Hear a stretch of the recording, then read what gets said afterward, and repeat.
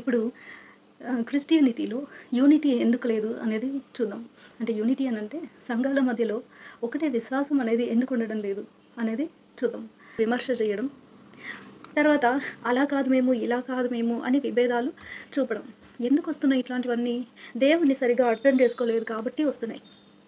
ఎవరు కూడా కామన్ ఫెయిత్‌లో ఉండటం లేదు కాబట్టి వస్తున్నాయి.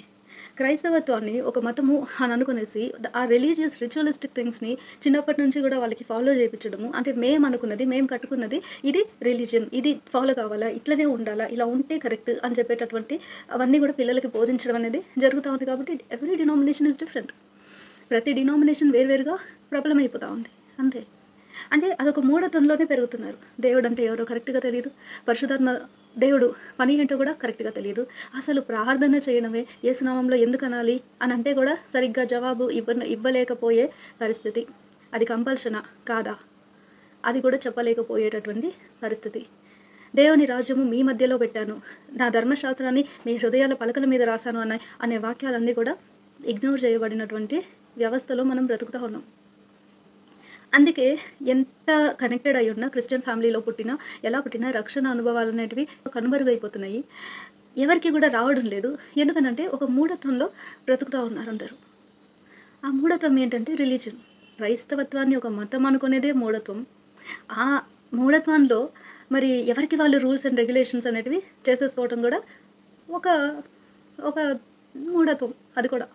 ఇప్పుడు ఒక సంఘం ఏమంటుంది అనంటే, మరి ఆ చర్చికెళ్ళొద్దు. అక్కడంతా చెడు తిరుగుళ్ళు తిరిగే వాళ్ళుంటారు. అక్కడ రక్షణనే ఉండదు. అంటే ఆ సంఘానికా చెందింది రక్షణ? లేకపోతే మనిషికి ఇస్తాడా దేవుడు రక్షణ? ఎవరిస్తారు? అంటే ఒక సంఘ పెద్దగా నువ్వు నేను తీరుస్తామా వేరే వాళ్ళ పాపాలన్నీ కూడా క్షమించడము? కాదు కదా! మన పని కాదు కదా! దేవుడు కదా చేసేది. రక్షణ అనేది ఇండివిడ్యువల్‌కి జరిగేటటువంటి దైవ కార్యం. అది వాని జీవితంలో దేవుడే చేస్తాడు. మనం చేసేటటువంటిది ఏమీ ఉండదక్కడ. అట్లాంటప్పుడు ఆ సంఘంలో రక్షణ అనేది ఉండదు అనేసి ఎలా ఒక స్టేట్మెంట్ మనం ఇవ్వగలుగుతాము? అది తప్పు కదా! సరే. ఆ సంఘంలో చాలా గొప్పోళ్ళెళ్తారు. చాలా లాఫ్టీగా ఉండేవాళ్ళెళ్తారు. చాలా మోడర్న్‌గా ఉండేవాళ్ళెళ్తారు. మరి ఆ సంఘంకెళ్ళే వాళ్ళంతా గూడా మరి కార్‌లలో వస్తారు. ఆ సంఘము చాలా బ్లెస్సెడ్ సంఘం. ఎందుకనెసంటే అక్కడ చాలా రిచ్ పీపుల్ ఉంటారు. Rich people's church. Rich people's churches అని కొందరంటే, కొందరు ఆ సంఘంలో ఆత్మ ఉంటుంది. ఏంది ఆత్మ ఉండేది? ఆత్మ ఉండేది మన లోపల ఉండాలా? సంఘంలో ఏందుండేది ఆత్మ? దేవుడు ఆత్మను సంఘంలో పెడతానన్నాడా? మన లోపల పెడతానన్నాడా? ఎలా అర్థం చేసుకుంటున్నారు అసలు మనుషులు? ఆ సంఘంలో ఆత్మ ఉంటుంది. ఆత్మ వరాలుంటాయి. ఆత్మ అభిషేకం ఉంటుంది. ఆ! అభిషేకింపబడినప్పుడు నువ్వు నువ్వు ఒక తన్మయం చెందిపోతావు. ఇట్లాంటివన్నీ. మరి ఈ కళ్ళు తిరిగి పడిపోవడం ఏంటో, లేకపోతే మరి అల్లర్చిందులు వేయటం ఏంటో, మరి ఇట్లాంటివన్నీ కూడా మూఢత్వమైనటువంటి క్రియలన్నీ కూడా జరుగుతూ ఉండేటటువంటి పరిస్థితిలో ఉంది చర్చెస్. ఇప్పటి నుంచి కాదు, చాలా ఏళ్ళ నుంచి కూడా అలాగే ఉంది. కాకపోతే ఇప్పుడు ఇంకా మనకు అంటే టోటలీ డిస్టార్టెడ్ సంఘాలని చూస్తున్నాం. అంటే క్రిస్టియానిటీ ఈస్ కంప్లీట్లీ డెజర్టెడ్ అని చెప్పుకోవచ్చు. మరి వాక్యంలో అబామినేషన్ ఆఫ్ డెసలేషన్ అని ఉంటుంది. అంటే విడవపడడం అనేది. అట్లాంటి విచ్చలవిడిగా విడవపడినటువంటిది ఒక హోప్‌లెస్‌నెస్ అనేది మనం ఇప్పుడు చూస్తున్నాం ఈరోజు రేపు. అట్లాంటి పరిస్థితి కలిగి ఉంటా ఉన్నాం. రిఫార్మేషన్‌లు, సాల్వేషన్ ఎక్స్‌పీరియన్స్‌లు లేవు అనేది పక్కకు పెడితే, విమర్శలు ఎందుకు? అంటే మనం ఎలా ఉంటే అదే కరెక్ట్. నువ్వలా లేకపోతే నువ్వు చేసేది తప్పు అనేటటువంటి ఒక నోషన్‌లో మనుషులు బ్రతకడం అనేది జరుగుతుంది.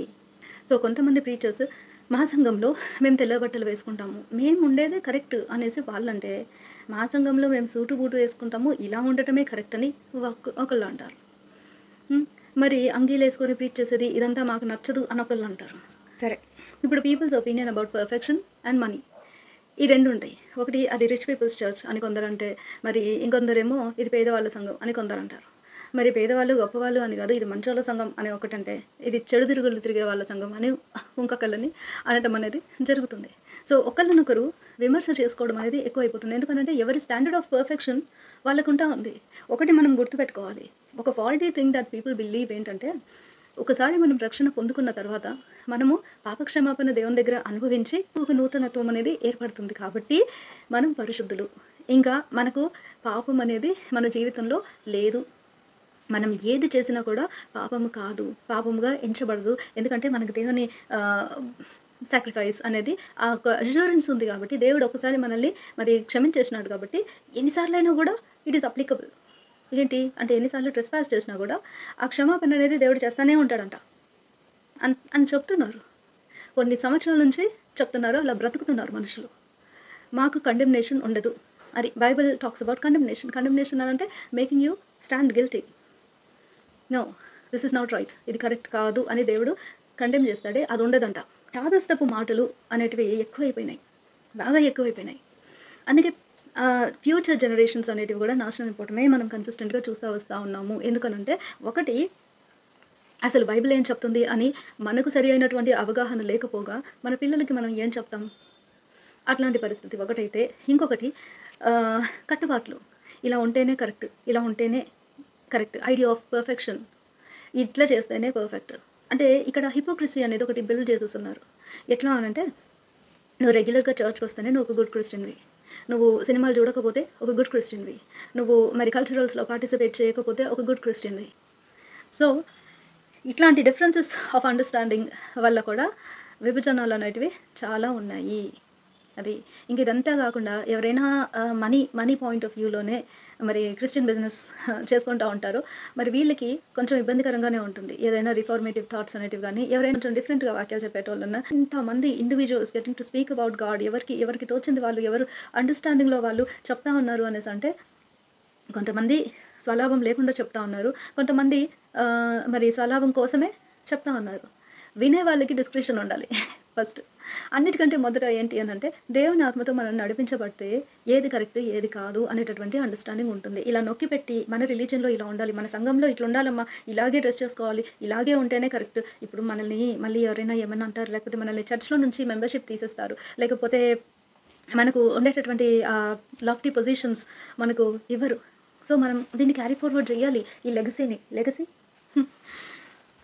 సో చర్చ్లో పేరు పిలిచిన, లేకపోతే ఇంకెక్కడైనా సభల్లో పేరు పిలిస్తే లాఫ్టీగా నడుచుకుంటూ వెళ్ళటం, ఇటు అటు చూసుకుంటూ, see how great I am, అదే అట్లా ఉంది పొజిషన్. నువ్వేమైనా దేవుని రాజుల్లో దేవుడిని పేరు పిలిచినాడా కిరీటం పెట్టేదానికి? ఆ ఆలోచన కానీ ఉంటే ఇలా ఉండము కదా. ఆ ఆలోచన పెట్టుకుంటే అప్పుడు ఇంత లాఫ్టీగా నడవాలా, see how I'm walking, how I'm looking అని అనుకోరు. అసలు దేవుడు అలాంటి పొజిషన్లోకి మనం అర్హులుగా అవ్వటానికి, ప్రభువ అనుదినము నన్ను మార్చు అనేటటువంటి సబ్మిషన్లో సాత్వికముతో మనము బ్రతుకుతాము. పరిశుద్ధాత్మ దేవుని నడిపింపు లేకపోవడం వల్ల ఈరోజు ఇట్లాంటి మరి ఐడియాలజీస్తో ఇట్లుండాలి అట్లుండాలి అనే కట్టుబాట్లు, ఒక లిమిటేషన్స్ పెట్టేసరికి పిల్లలు ఏమైపోతున్నారు, వాళ్ళ ఓన్ డిస్క్రిప్షన్ వాళ్ళు వాడట్లేదు. సో వాళ్ళకి ఎట్లా ఉంది అని అంటే, దే ఆర్ ఫీలింగ్ లాక్డప్. ఆ లాక్డప్ అనే దాంట్లో వాళ్ళు they are moving away from the family, లేకపోతే moving away from the church. అంటే హిపోక్రసీ. మళ్ళీ అన్నొస్తే కష్టం, అన్నొస్తే గాజులు తీసేయాలి, అన్నొస్తే కమ్మలు తీసేయాలా, అన్నొస్తే లిప్స్టిక్ తీసేయాలా. ఎందుకు? ఇమాజిన్ వన్ థింగ్, మనంగా ఎవరి దగ్గర ఉంటాం? ఎక్కడైతే యాక్సెప్టెన్స్ ఉందో, ఎక్కడైతే ప్రేమ ఉందో, ఎక్కడైతే ఆదరణ ఉందో అక్కడ మనంగానే ఉంటాం, సంతోషంగా వెళ్తాం. సపోజ్ యేసు ప్రభు అక్కడ వచ్చాడు అని అంటే అక్కడ బైబిల్లో చూసినట్లయితే అందరూ చిన్నపిల్లలు ఆయన దగ్గరికి వెళ్ళడానికి ఇష్టపడ్డారు. ఎక్కడైనా కూడా ఉన్న పలంగా ఆయనను చుట్టుముట్టేవాళ్ళు. ఎందుకు? Because there is love and acceptance, there is no discrimination. అట్లాంటివి లేనప్పుడు అందరూ సంతోషంగా they will be there just as they are. ఆకొచ్చింది, అబ్బా ఈ ఆకొస్తే పెద్ద తలనొప్పి, ఈ ఆంటీ చూస్తే పెద్ద తలనొప్పి. ఎందుకంత హిపోక్రసీ? అంటే హిపోక్రటిక్గా ఉండేది నేర్పేది ఎవరు ఫస్ట్? ఇట్లాంటి రూల్సే కదా, బేస్లెస్ రూల్స్ అన్నీ పెట్టి దానివల్ల పిల్లలందరూ రెస్ట్రిక్ట్ అయిపోయేసి they are not preferring to be bound to the church and they are not learning anything. చాదస్తపు మాటలన్నీ అని అనుకుంటారు, బయట పోయి సినిమాలు చూస్తారు. ఈరోజు నువ్వు ఇక్కడ రెస్ట్రిక్ట్ చేస్తున్నందుకు వాళ్ళు బయట పోతున్నారు, ఇష్టానుసారంగా బ్రతుకుతున్నారు. ఎలా బ్రతికినా తప్పు లేదనుకుని బ్రతుకుతున్నారు, చాటుగా బ్రతుకుతున్నారు. వేషధారణ అంటే ఇంటికి వస్తే ఒక వేషము, బయట పోతే ఇంకొక వేషము, బయట ఊర్లో ఉంటే ఇంకొక రకంగా ఉండటం. అట్లాంటివన్నీ ఎందుకు చేస్తున్నారు? హిపోక్రసీని కల్టివేట్ చేసేది ఎవరు? Be yourself, have some discretion.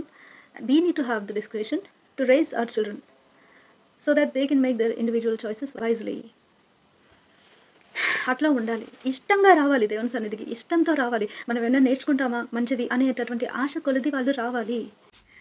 So, ఇది మనం దేవుని దగ్గర నేర్చుకొని దేవునితో వ్యక్తిగత సంబంధం కలిగి మనం నడుచుకున్నట్లయితే దేవుడు మనకు తోడుగా ఉండి ఏదేదైతే మనం నేర్చుకోవాలో దేవుడు అన్నీ నేర్పించడం అనేది జరుగుతుంది.